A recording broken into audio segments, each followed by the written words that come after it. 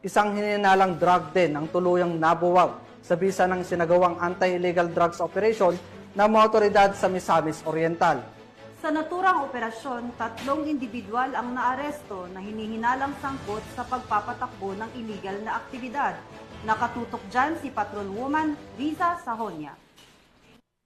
Matagumpay na nabuwag ang isang drug den kasabay sa pagkaaresto ng 3 individual na mga sangkot sa illegal na droga sa isinagawang anti-drug operation ng Provincial Drug Enforcement Unit 10, PDEA 10 at Upol Municipal Police Station sa Barangay Malanang Upol, Misamis Oriental nitong ika-9 ng Hulyo taong kasalukuyan. Sa isinagawang anti-drug operation ng mga operatiba ay matagumpay na nabuwag ang isang drug den at pagkaaresto ng 3 suspect na nakuhanan ng 8 gramo ng hinihinalang shabu na may standard drug price na 54,400 pesos. Naharap ang mga suspect sa kasong paglabag sa RA 9165 o Comprehensive Dangerous Drugs Act of 2002. Mula dito sa Northern Mindanao, ako ang inyong Police News Network Correspondent, Patrolwoman Riza Sahonia, alagad ng batas, tagataguyod ng Balitang Pulis.